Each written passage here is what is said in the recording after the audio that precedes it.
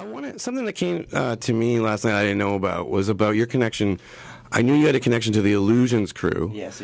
But I didn't realize how important they were in kind of drawing you out of PEI in some ways. The way I heard about it is basically that there was this day, it was kind of rainy and cloudy, and out of the mist came this prodigal son of PEI, just like spitting verses and, you know, shining potatoes or whatever, putting needles in potatoes.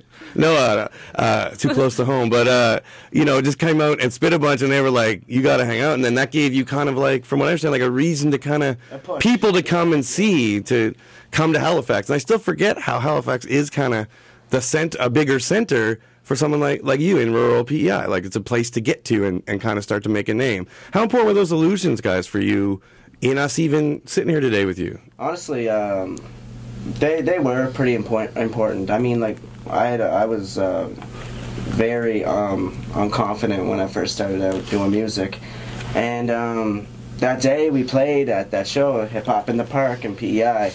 I remember I was right nervous. Haste was beatboxing, and before they were dancing and whatnot, and I was like, "Oh, these guys are dope!" Like, you know. And like I said, they're all forming around Haste, and all the rappers just were spitting and whatnot. And I think there was only like 3 or 4 PEI people there for that rap, and I was the youngest one, and like because it was cloudy and rainy, of course. So I mean, like, not a lot of people are gonna come to them, but I got up there somehow. I was just like, let's do this, and I did it. And I wasn't that good, but I think what really intrigued them is that maybe like I had the heart, you know what I mean? Just to get up there and do it. Like, I was like 13 or 14 at the time. Right. Wow. And I think we talked a little bit about this before. And I mean, like, I couldn't really write, but I could rap.